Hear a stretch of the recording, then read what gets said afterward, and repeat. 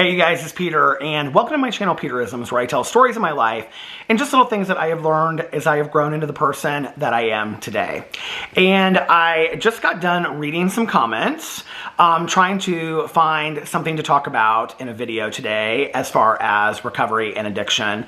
And I just want to say I am just loving the reception that I am receiving from these videos. You guys seem to really like them, and there are so many of you out there that even though you aren't addicts and alcoholics or have an alcoholic or an addict in your life are saying that you're finding something relatable in these videos. So I just want to say I really appreciate it. Today is going to be a little bit more of a pointed video based on a comment that I received, and I actually received it on this channel twice saying that they had left the comment on my vlog and would I address it if I saw the comment.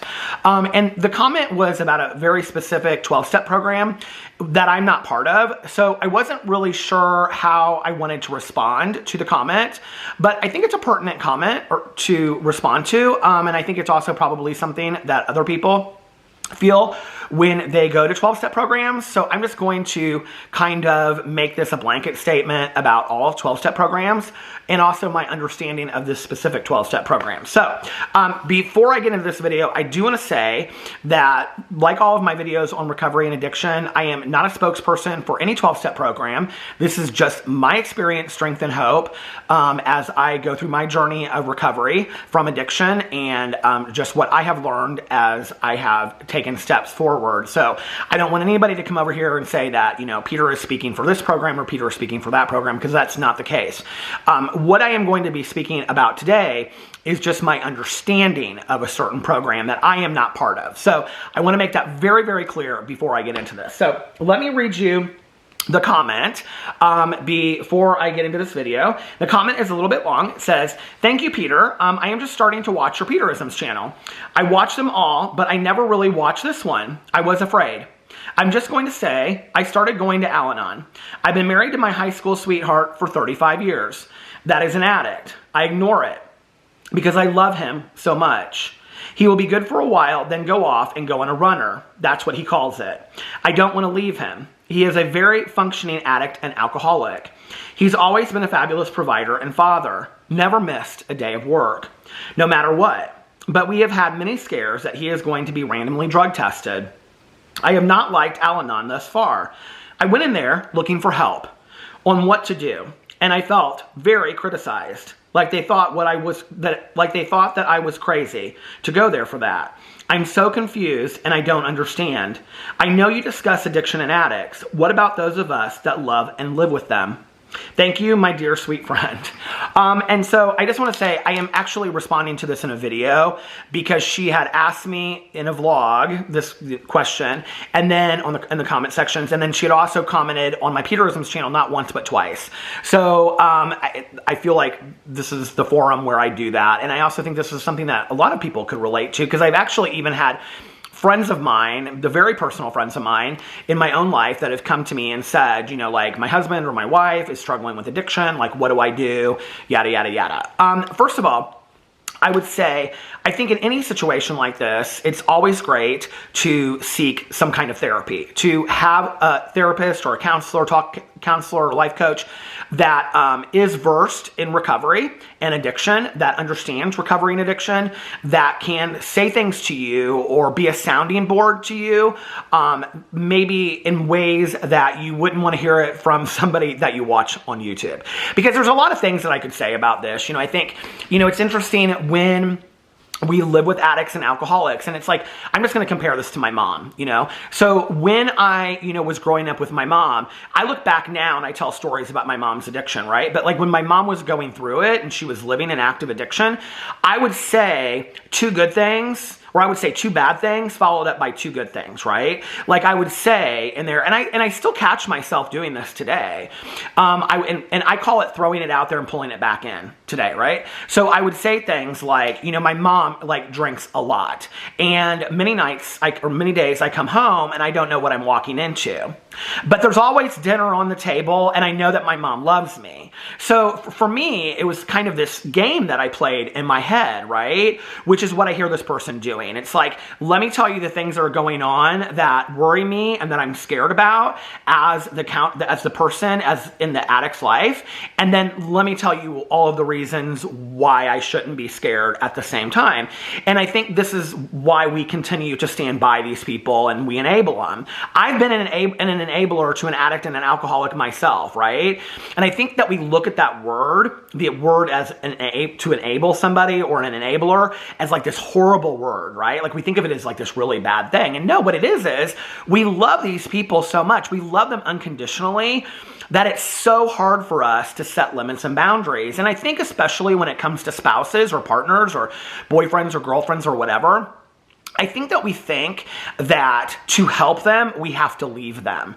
And that is not the case, you know? I have a friend of mine who has been in Al-Anon for, I think, like 25, 30 years at this point, consistently, and worked a program in Al-Anon, who, like, her husband has gone in and out, in and out, in and out. Now, she doesn't allow him to stay when he's out, but when he's working a program and he's sober, she's like, you're allowed to come back home, you know? Was it like that day one? No, it took her a while to get to that point where she was able to set that boundary. Probably a good 5 or 10 years before she was able to set that boundary, you know? And today she makes a joke about it and says, you know, like he's had some kind of long-term sobriety now, but she kind of makes a joke about it and says, you know, like, well, that bag is still packed by the door, and if he goes back out, he knows what he's looking at, right? But it's really hard to get to that point. And that's where we need people to help us with that. We need therapists, you know? I am not a member of Al-Anon. I have talked to people in my life about going to Al-Anon. I have friends of mine that are very involved in Al-Anon. I have spoken at Al-Anon as an alcoholic. I have spoken at Al-Anon before to share my story. I was asked. And I have known a lot of people that go to Al-Anon. Al-Anon is a 12-step program for friends and family members of alcoholics. There is Nar-Anon, which is for friends and family members of addicts. But you can, you know, mix and match in there, supposedly. So anyway, and that can be spouses, that can be parents, that can be whatever. And I've known all of that go to Al-Anon. My understanding, okay, of Al-Anon, and I have listened to my fair share of Al-Anon leads, and that means stories where people came in and shared that they were in Al-Anon and that they worked an Al-Anon program, is that when you come into Al-Anon, it is not a place where people tell you how to fix the alcoholic or the addict. It is not a place where they're going to give you skills and tools to get that person to stop at all.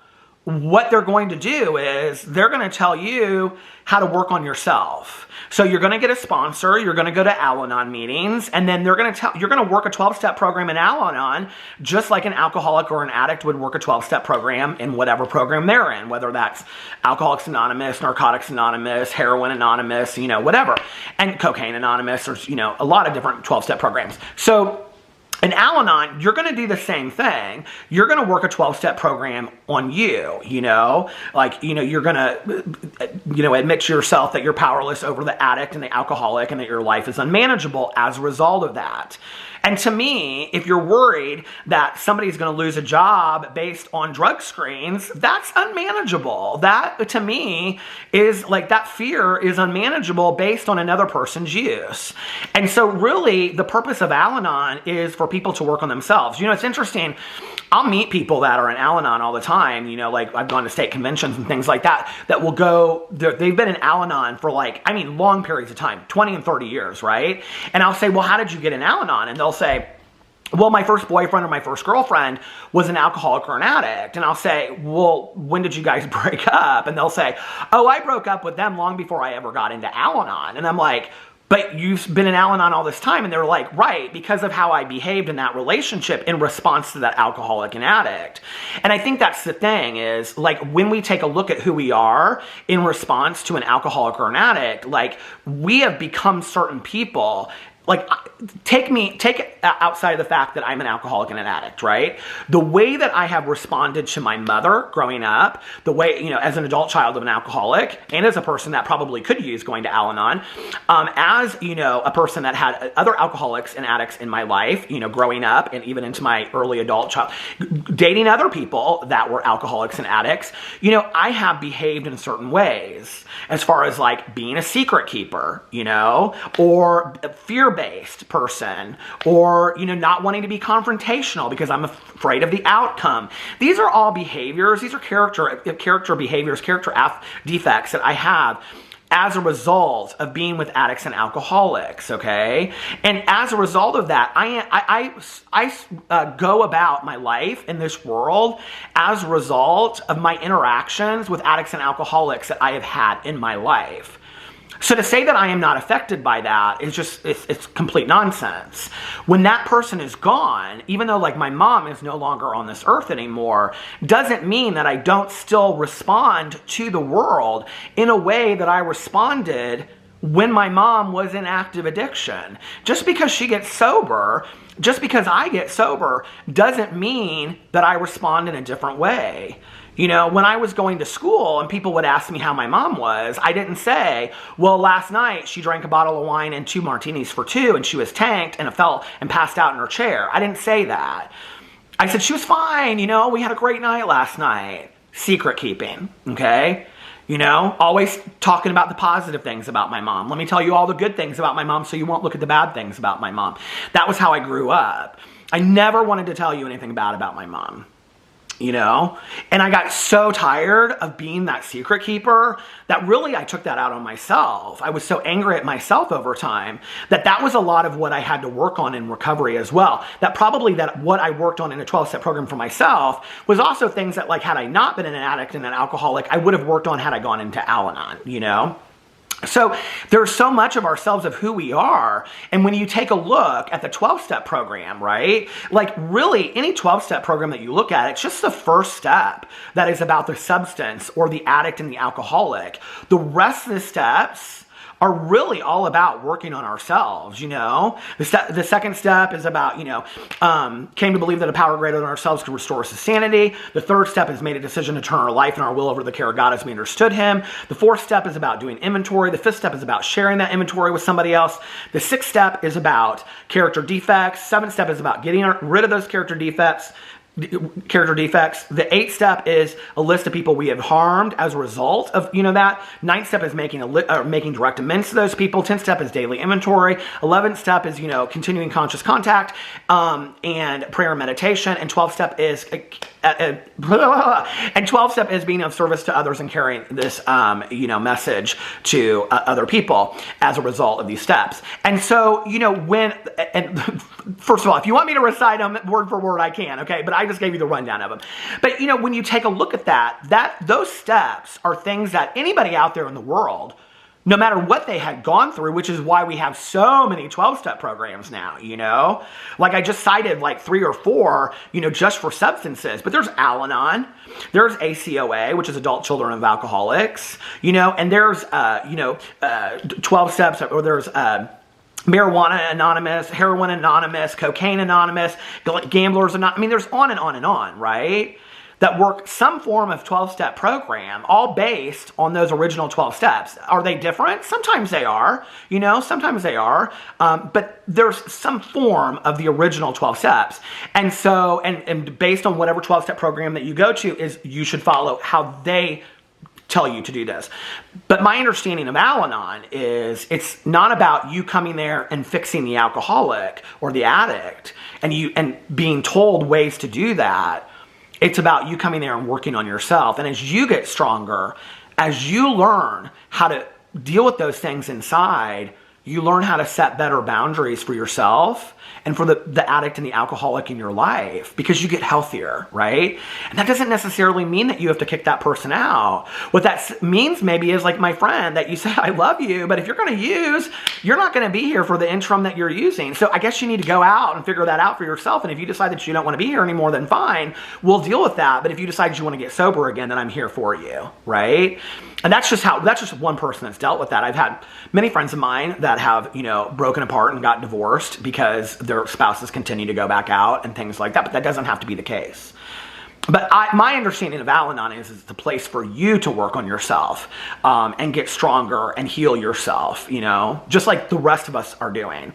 And in all honesty, the ideal idea would be for the addict and the alcoholic to be going to a 12-step program for themselves, for the family to be going to Al-Anon, Alateen, things like that, and that it be a family fix, right? And also be in family therapy at the same time, because then what you're doing is you're healing the whole system of the family. I mean, that would be ideal. One of my favorite stories is a story that I heard years and years and years ago where the mother went to treatment and she got sober, and then the same day that she did, the children went to Alateen, the dad went to Al-Anon, and they were this sober family, and it's just such this cool story, and all of them had long-term sobriety, and it's possible. It really, really is. I tell anybody this because my mother got sober at 51 and a half. I tell everybody this, okay? Don't ever give up hope. Don't ever just say well, my husband, he's never going to stop, and, he's been using for this amount of years or whatever, or that my mom's never going to use, or my dad is 70 and he's not going to quit drinking or whatever. Don't ever say, my son's 40 and I'm still worried about him. You may be, and you have a right to have those feelings. It is so scary to be the family member and to be the friend or the spouse of somebody that's using, because we don't know what to do, which is why we need their professional people, therapists and counselors, to tell us, okay? That is their role. That is a therapist's role, to give us advice and give us suggestions. That isn't necessarily a 12-step program's role. A 12-step role from a 12-step point of view is to share experience, strength, and hope with you, and to share their stories, But, the other thing I would say is this. Not every 12-step meeting, I hate to say this, but it's just the truth. Not every, and anybody out there that's sober like me will know what I'm saying is true. Not every 12-step meeting that I've walked into did I feel like I was just overwhelmingly welcomed, In fact, I have this funny story kind of. Well, it's funny to me now. It wasn't funny to me back in the day, but I've talked about this on my vlog, that when I first got sober, I would go to meetings at a specific place, and there were actually quite a few young people that went to this meeting, and I didn't know a lot of young people in recovery, and afterwards, they would all stand outside, and I'd be up by the door. It was really cold winter, and I'd stand up by the door, and I'd be smoking a cigarette, and they'd be standing over there, and I could hear them talking, and they'd be talking about, were they going to go to Steak and Shake? Were they going to go to Perkins?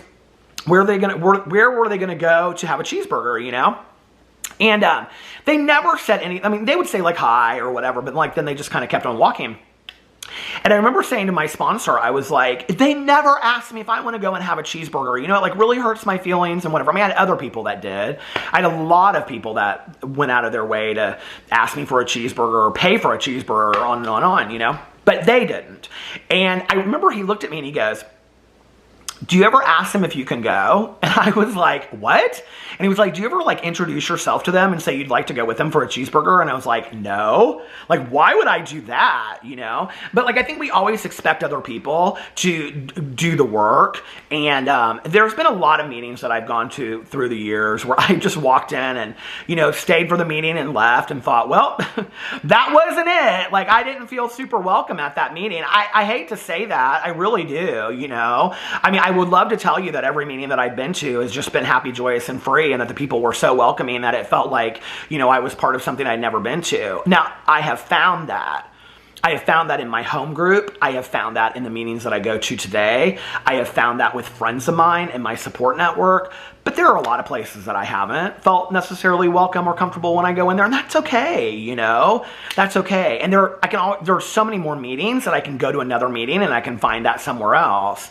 I think the other thing is, too, that I have found that I have to go up to people at meetings and be like, hey, can I talk to you for a second? I'm not necessarily, feeling this meeting. I'm a little, I've been to some meditation meetings before where, they meditate for, 45 minutes, and then, they only talk for, 15. I'm like, what is going on here? And I remember, at one meeting, there was this guy and he was like real into it and he was real nice, but like I went up to him afterwards and I said, I'm so confused about what just happened. And he started laughing and he was like, I was too. And I was like, this is like nothing like I've ever done before. Like I've never been to some kind of meditation meeting. I mean, I was like 5 minutes in, I was like nuts with the quiet, you know, like the silence and the quiet was too much for me. And he was like, yeah, I was too when I first came here. He goes, but just like give it a chance, you know, try it a couple more times and you might end up liking it. And he was like, just let me know what you think about it the next couple times. And I talked to him and he became a friend of mine, you know? So I think it's important, like maybe reach out to somebody, you know, like to anybody out there, go up to somebody at a meeting, put your hand out there and say, hey, listen, I'm new at this meeting. I'm feeling like I'm criticized here. Like, I feel like the things I'm saying, like people are judging me for and like whatever. And like, can you explain that to me? Like, what am I not getting here? Like, what am I missing? And obviously, hey, listen, I give you props for going. Okay, first of all, I give you major props for going because there are a lot of people that would never walk through the door of any 12-step meeting, Trust me.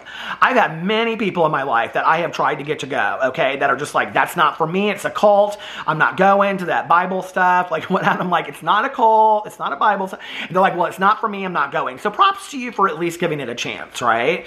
But if you're at least going to go that length or those lengths, then maybe reach out to somebody while you're there and then say, hey, listen, like I'm feeling really criticized. Like I'm confused. Like, did I do something wrong? Did I say something wrong? What's going on? You know, and then give yourself an opportunity to hear what they have to say. And then if you make the decision that it's not for you, it's okay. Maybe it's not for you, you know, and then maybe find another meeting or go to therapy instead or something. It doesn't mean like it's for everybody, you know. And I wish you the best. I really, really do. And, you know, and let me know what you think in the comment section below if this video helped at all. I really, really hope it did. So anyway, I love you guys and I will see you tomorrow. Bye.